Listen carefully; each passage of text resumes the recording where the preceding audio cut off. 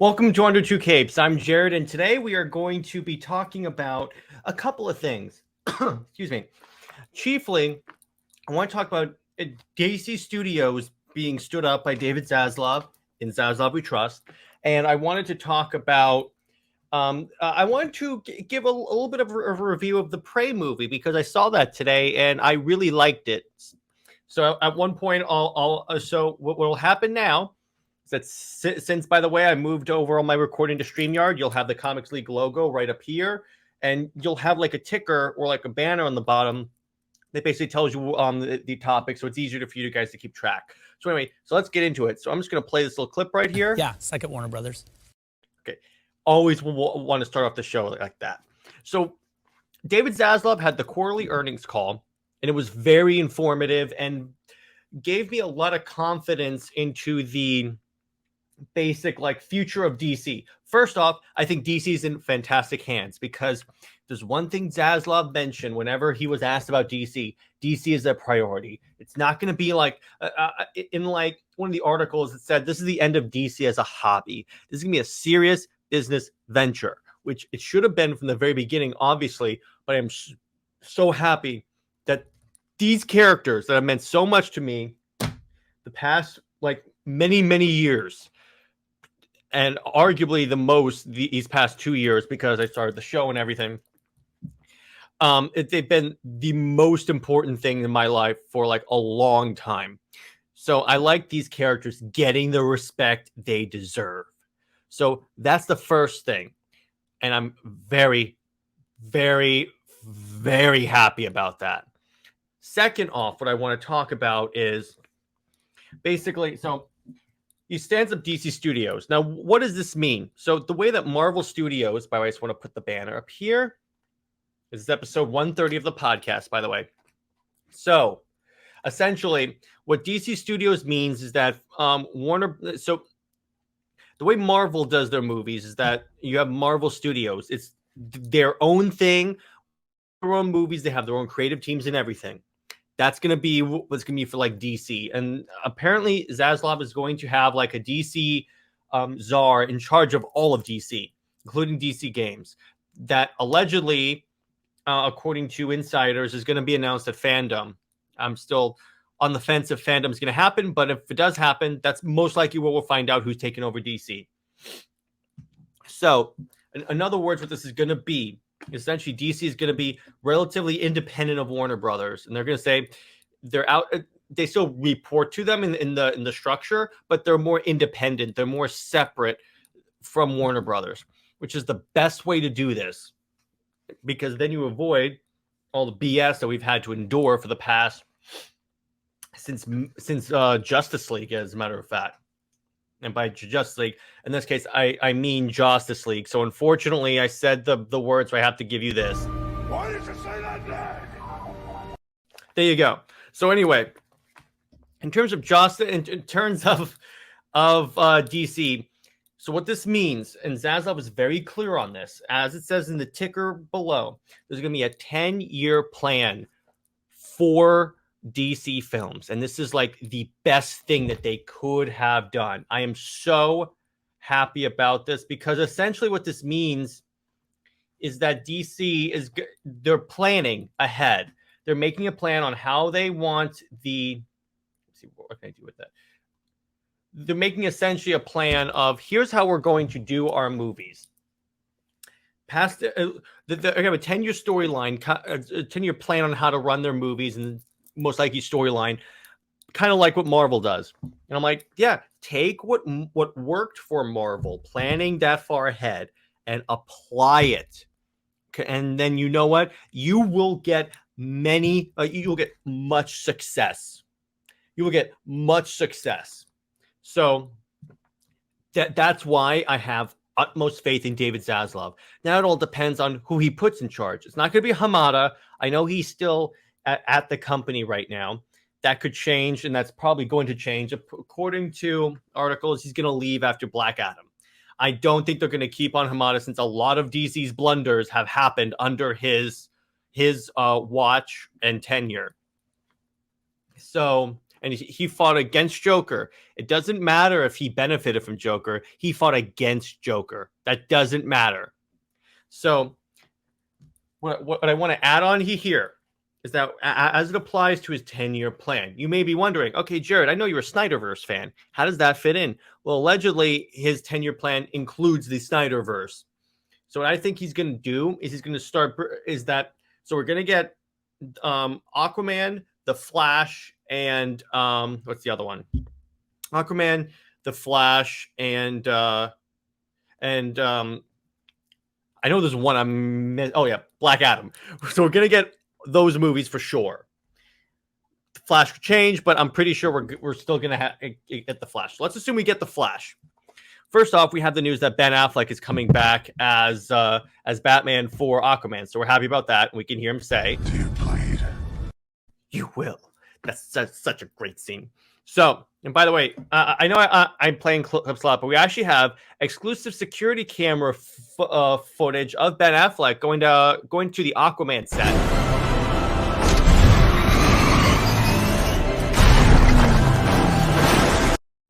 So, what I mean by what's interesting about that is that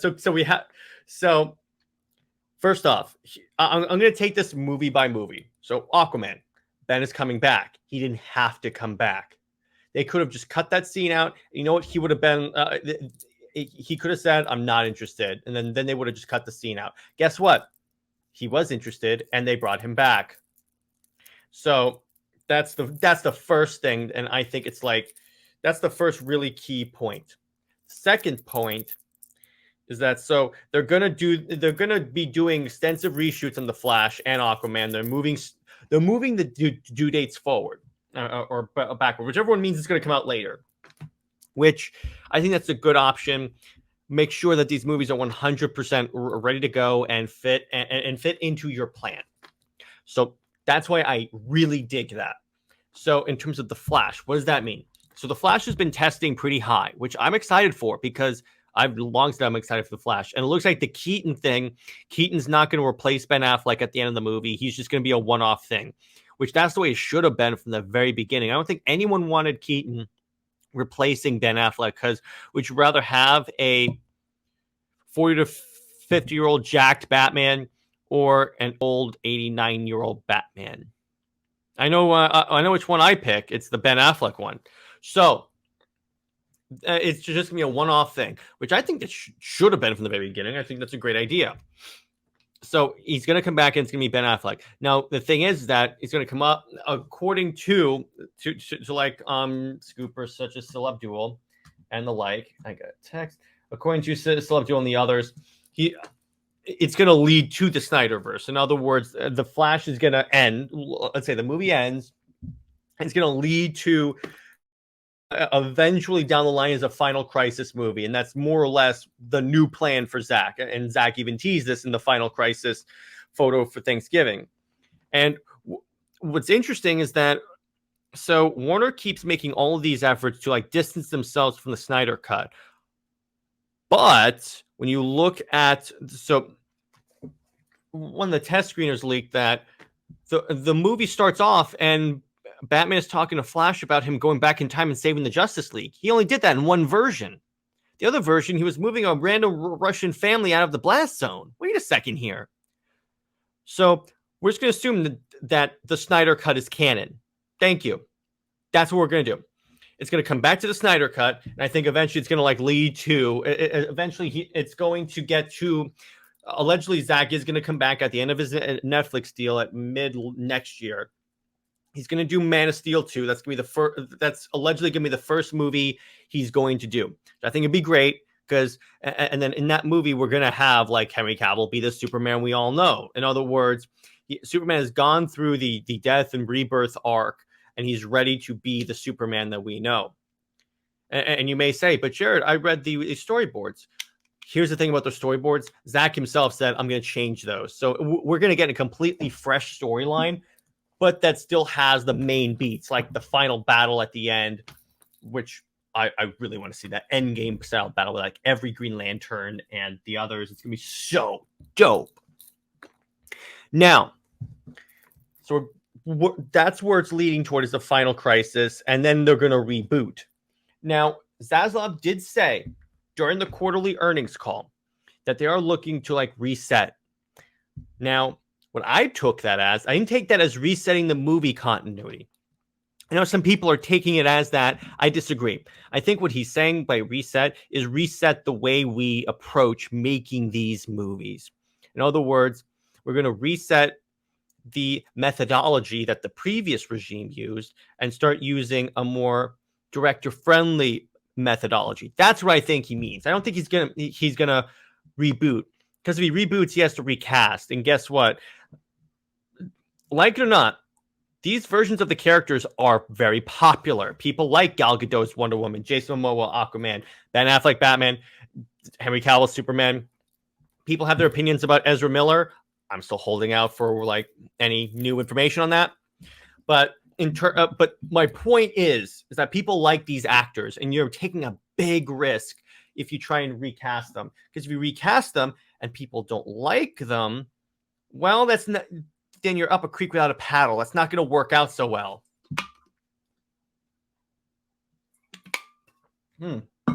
So that's why I don't think he's going to reboot at all. I think he's going to use Flash maybe to like clean up a lot of the like contradictions and then go full on with the Snyderverse. So what I think he's going to do is he's going to use Flash to like wipe away some of the things that blatantly contradict. And then just we'll be back in the post-Snyder Cut continuity.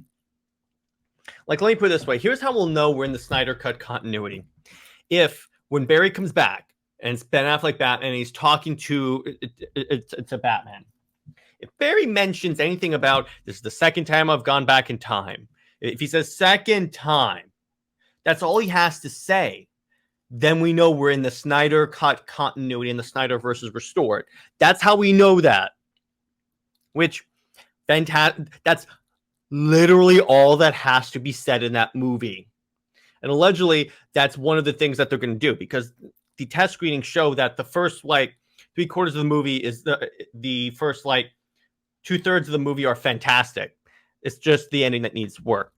Which I'm very happy that, first off, that the test screenings for The Flash are very positive, because I want a Flash movie to succeed, because this is the first real Flash movie that we've gotten. I want every first movie for the I want every Justice League member to have their first super successful movie. Arguably, Man of Steel was super successful. And then allegedly, we're also going to get the Ben Affleck Batman movie, which allegedly, which, by the way, I think, okay, I'm going to address the Batgirl thing very briefly. I feel for Leslie Grace and the crew of Batgirl.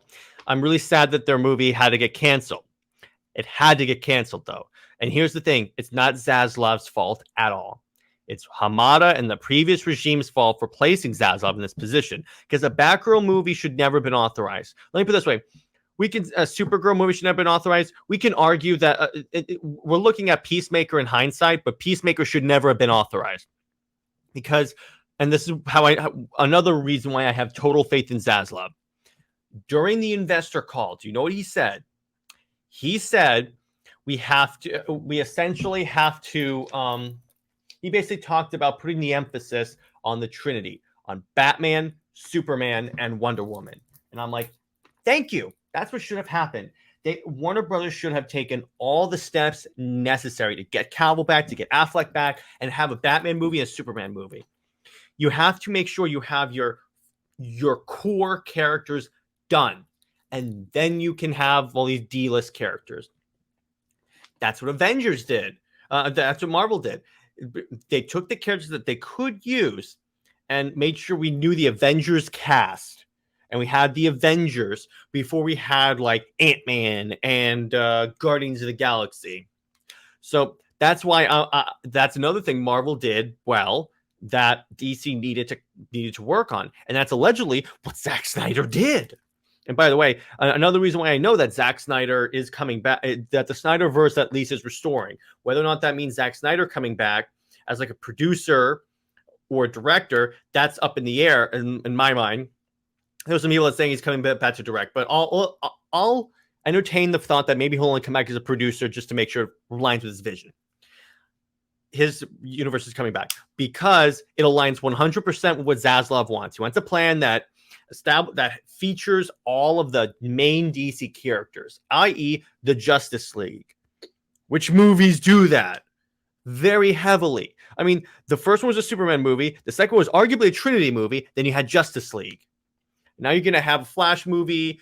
Aquaman 2 is getting a movie. Aquaman's now will have 2 movies. It's only a matter of time, by the way, before we get a Man of Steel sequel. Only a matter of time. Henry Cavill is definitely coming back. I'm 100% sure of that. So, in other words, we already have a universe that already has a plan for the next many years that uses these characters and establishes them and does that for them. So that's another reason why I think, because it's consistent with what Zaslav wants. Now, going back to what I was just saying earlier. Okay, now, as it applies to, as it really applies to the about DC Studios and the 10-year plan. Once again, I want to go back and emphasize that this should have been done the minute they decided to have a interconnected film universe. Because here's what this avoids, essentially: too many cooks in the kitchen. And that was the problem, because you had too many people doing this in different directions. Actually, wait. I know what I wanted to talk about. Batgirl. So going back to Batgirl, I'll talk about the essentially to make cooks in the kitchen in a second. So Batgirl, I feel for Leslie Grace. Should never been greenlit. 100%. At least before you have a Batman movie, you should have made sure you had like a solo Batman movie where it's just Batman, and then you introduce Batgirl. She has to be introduced in a Batman movie. She doesn't. Sorry, done. Now here's the thing, though. With Ben Affleck's Batman movie, Batgirl is a heavy influence on that movie. She's one of the main characters, so you could just bring in Leslie Grace in that one. There you go. And then maybe if her appearance is popular, you can make a solo movie for Batgirl. So and same thing for Sasha Calle's Supergirl. Introduce her in Man of Steel 2. I had this fantastic idea for Man of Steel 2. Let's tell me what you guys like about this. Put in the comments. What if? Okay, so let's assume we get the Man of Steel 2, and that the villain is Brainiac. Here's why I think that could work really well. I'm just going to adjust my camera. If it's Brainiac, here's the cool part. They could do it where, so the story of Supergirl is that she also was sent away in a ship before Krypton blew up. But what if that ship was intercepted by Brainiac himself? And that he captured Supergirl and brainwashed her because he already sent probes to Earth and knew about Superman. So he thought, how can I fight this Man of Steel? How about another Kryptonian fighting fire with fire? And then eventually Superman snaps Kara out of mind control, and then she and him fight Brainiac together. That's how I imagine that could go down really well and tell a really compelling story. Really establish the relationship between the two. That's what I think would be really, really cool. Now, going back to what I said about the too many cooks in the kitchen, the reason why it's about time that we had a DC Studios is because the way Marvel does it is that relatively Kevin Feige does what he needs to do. He guides it and makes sure it's telling one cohesive story. With Warner Brothers, what they were doing is that every Warner Brothers executive was like, no, it should do this. It should do this. It should do this. You have to introduce this. You have to do this. You have to do this. So essentially, they sabotage Snyder by saying, okay, you get to do this, and he had 8 different executives telling you this.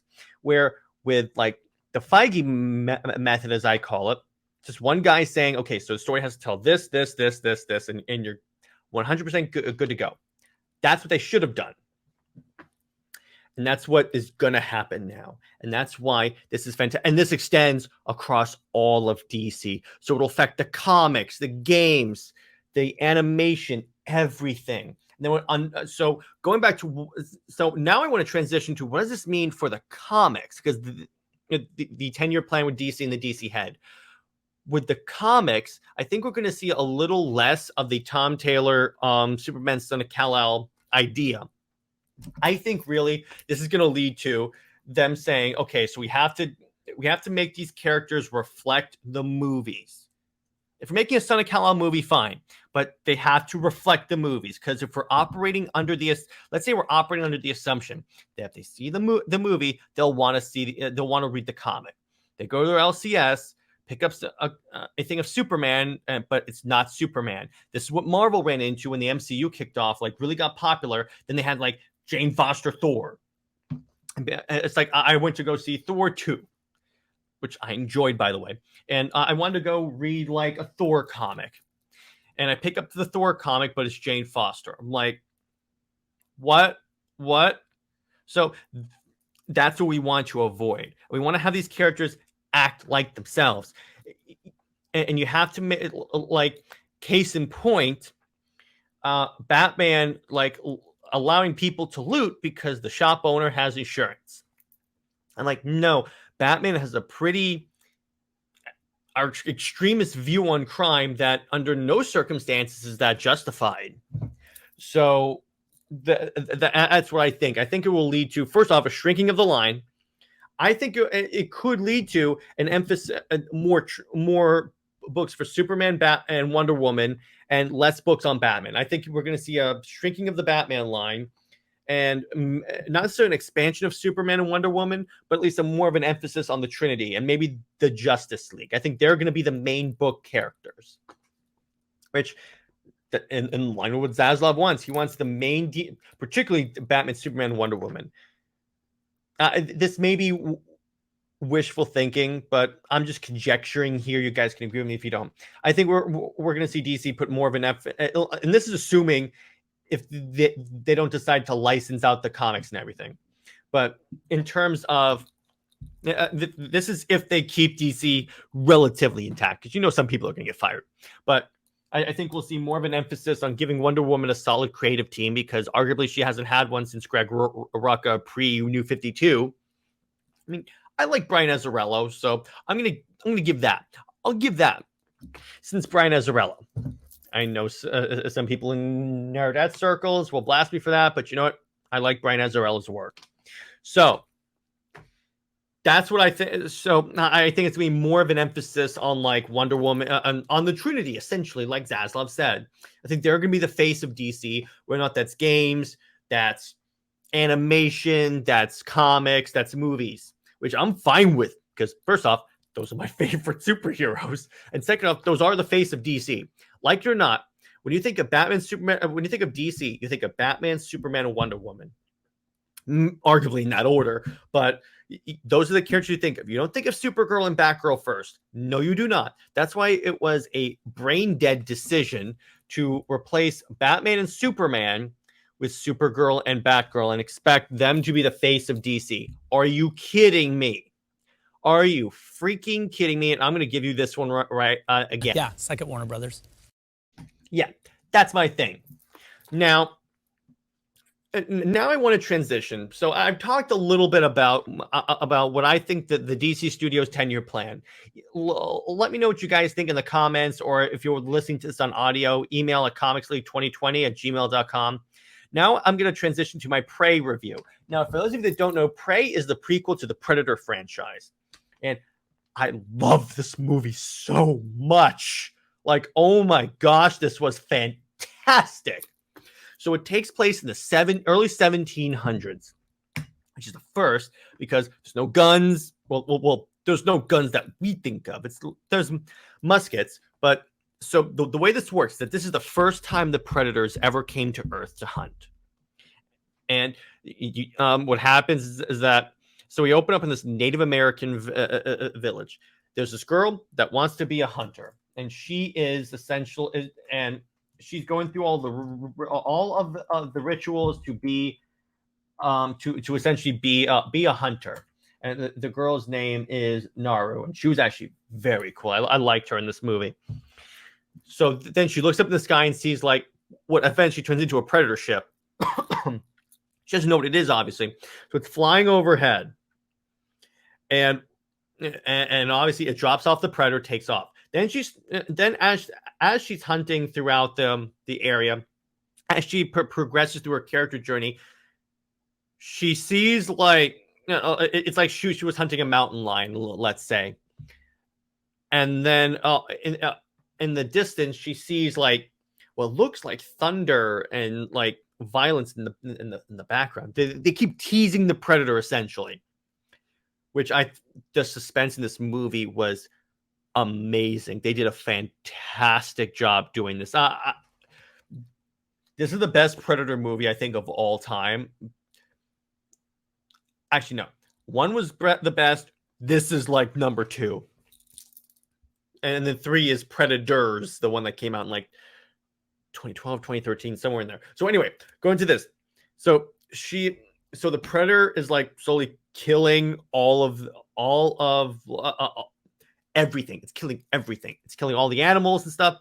So she keeps saying there's this being in the woods that's hunting everyone. And so there's this idea in the tribe that if you like hunt, if you hunt someone that's trying to hunt you, if you choose to hunt someone that's trying to hunt you and you kill it, you essentially become like, I'm not sure if it's exactly the war chief or if it's just like you're like more officially a member of the tribe.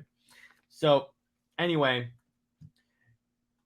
she eventually does encounter the Predator, and the Predator itself looks so cool. It's got like this bone mask. It has all of the bells and whistles. But what's cool about this one, instead of like having some kind of like shoulder-mounted cannon, it has a pistol that shoots these spikes that actually home in on you, depending on where the like laser sight is, and this will be very important at the end of the movie. And first off, the Predator's brutal as hell.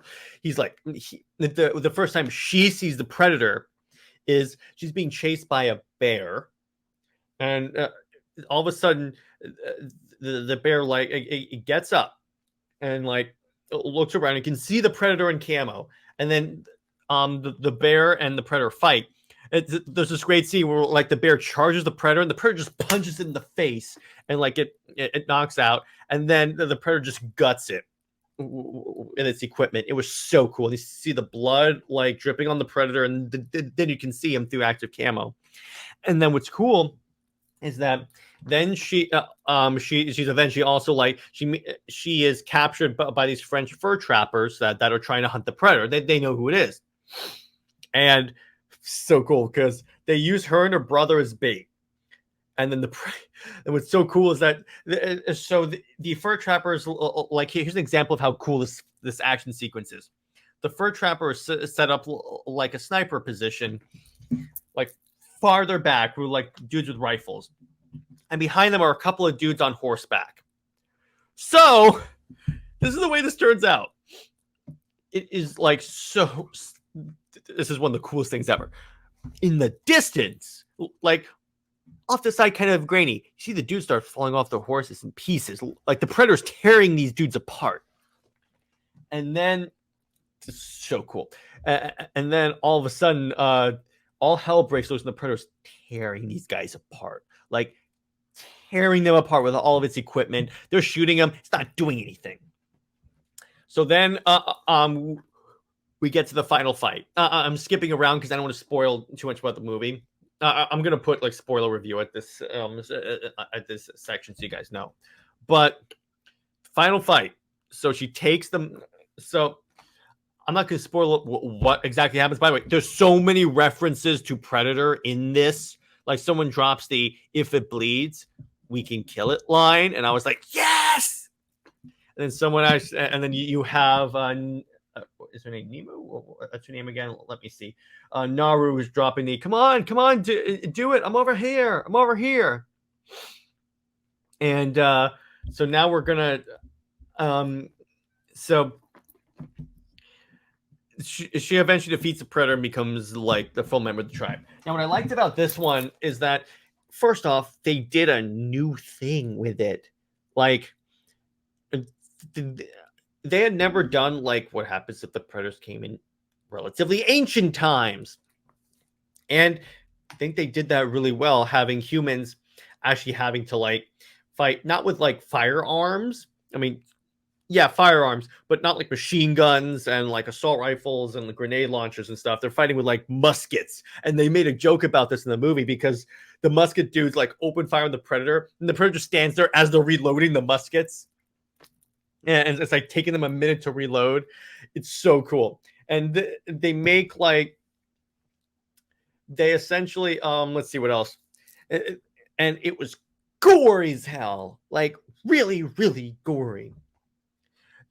I would expect nothing from a Predator movie, but it was just so cool. And then they have like, well, what I liked about this movie too is that they first off took a while to show the actual Predator, which I think that's one of the advantages when it comes to that's the way you do a horror movie, because what you do is everyone has in their mind their conception of what a predator is, like a monster is, or something like that. So you let them like have their own idea. And what that does makes it scarier, because we all have our own fears that really scares us. And guess what happens? It gives you like it gives you essentially a more of an effect. Now, there was one thing the director said that I think would have been the best thing ever to do in this movie would be for the marketing if they hadn't told you this was a Predator movie. In other words, if you just watched this, if you just sat in the movie and all of a sudden the Predator shows up, that would have been the best marketing thing ever. I get that people probably would not have seen it had they not known it was a Predator movie. So, I mean, they tell you relatively early that's a Predator movie when the Predator's dropped off and he decloaks. So everyone would immediately put it together, or like you hear the clicking. But I can pretty much get that. I can understand that. I can understand them wanting to tell you it was a Predator movie and them not wanting to tell you a Predator movie. I would have preferred it if it was a surprise it was a Predator movie. Now what I want to transition to actually is talking about why this ranks so high in my Predator list, and actually why I rank my Predator list that well. The first one's a classic. First one has such iconic lines. They have super masculine dudes. Dylan, you SOB. They like lock arms, and you see like the muscles. It's very like hyper masculine. Love it. If it bleeds, we can kill it. This one ranks as number 2 because it's tied with number 1 because it is fantastic.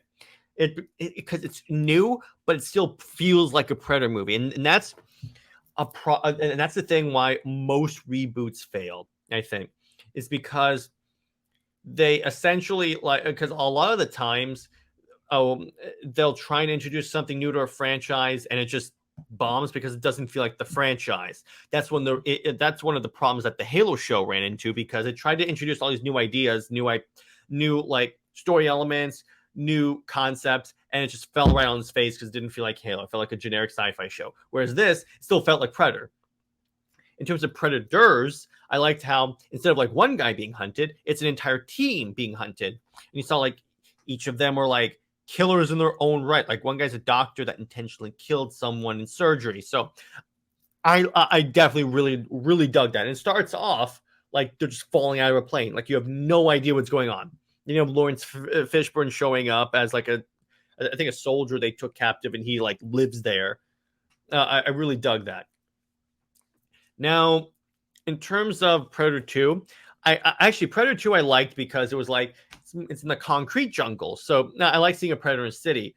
It's where you got to the Aliens versus Predator movies where I just fell off. Let me talk about Aliens versus Predator as an idea. It's great if it's in space. The problem with Aliens versus Predator and setting it on like Earth, and this was a rule that was established in the like creative meetings for the Alien franchise specifically. You cannot put the aliens on Earth. Guess what will happen? They will breed like hell and destroy the planet. They are a pestilence that cannot be stopped. So obviously it was I mean, here's the thing. The way they did it sort of in Alien vs. Predator 1 was actually okay because it was relatively isolated, and they still like cleaned it up by like blowing up the temple. But it wasn't very, very clean, because then you had the Pred Alien, which I admit was a very dope idea. I'd never seen like what an alien predator would look like. But then it's just aliens in an industrial city. I'm like, what? This makes no sense. Why are you doing this? It's the stupidest thing I've ever seen. You have aliens impregnating pregnant women, and then they're giving birth to like tons of xenomorphs. I'm like, this makes no sense whatsoever. So in terms of the predators, here's my problem with that movie, with like AVP and from the predator perspective. So in AVP 1, you have a predator that is like you have a team of predators sent in. Okay, cool. They kick ass. They're fantastic characters. At the end, there's one left, and he's fighting the queen, and no one helps him because there's like a ship of predators that decloak and watch. Particularly when the predator ship has cannons that literally could have wiped out the queen. But no, they just watched and saw the guy get killed. It makes no sense. It was so dumb. That's just my perspective on it. But that's why they rank like among the lowest on my list. But it's not to say like if I don't want like a guilty like I'm bored and I want to watch something, I'll put on Alien versus Predator. Just I'll watch it. But that's about all I got with that one because those two are horrible. And once again, the franchise could work if it's on another planet because you don't have to worry about the whole Earth rule. It is very hard for me to believe that not one xenomorph got out of like say the town that they were in AVP 2. Or that one escaped. Exactly. There's no way that doesn't work. But that's where I'm going to leave that part of the review. Now, in terms of the creature design was fantastic. I like the predator face looked different, but was still recognizable as a predator. You had the mandibles. I like how the mask was like a bone mask. So you're showing that it's maybe a less technological. It's still a technologically advanced species. But it's a little bit more of a like it's new ideas because you have the bone mask. I liked how he had like this backpack that when he deployed it was like homing mines. There's like so many cool things in this. He had like a whip that he would throw and it would cut off someone's leg. He had, let's see what else. Okay, so his gun was like a pistol and he would aim it at you and fire. This is essentially his like plasma caster thing, except what it would do is shoot out these like needles, I guess, these big like nails. They would track your target. And that's eventually how she, spoiler, takes out the predator because she takes his mask. She knocks his mask off and takes it, plants it. It's within range of the predator. The predator stalks her, aims its gun at her, and it's going to essentially kill her. But here's the interesting part. He fires. She has the laser on the predator's head. So when he shoots the needle, it goes around the woods and it goes right in the predator and domes him. So I'm like, okay, that's actually really cool. And it's very innovative. I like that. You're using the predator's own tech against him. I don't think that's happened in like a long time. Oh, I forgot about one Predator movie I want to review. The Predator, that other attempt at a reboot. That was like, that's a guilty pleasure of mine. I enjoy the movie mostly for the dialogue among the soldiers, but most part it's kind of dumb because it's like, okay, hybrid predators, it's fine. My problem with it, okay, so the premise of that movie is that there's a predator like Civil War. The good predator comes back to Earth to essentially like bring all these weapons to humanity. Okay, have me. But he wakes up and starts killing everyone. He's like, why? He's like taking people out, and I'm like, dude, I thought you were here to help us. This makes no sense. This makes literally no sense. Are you kidding me? You want to help humanity, but you're just gonna kill us as soon as you wake up. I'm like, it would be one thing if he said like, oh no, I'm here to help you, and then humanity didn't listen because we're humanity. then he was like, okay, self-defense, let's go. He didn't even do that. Didn't even try to communicate. As soon as he lands, he kills an entire special forces team. I do not believe that. That is just so stupid.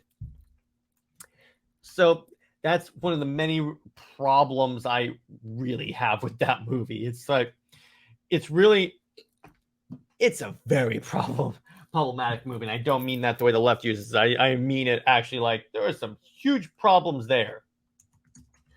But as for comedy, it's an enjoyable film and I like it. So that's why it's like, I would say this. Here's my list.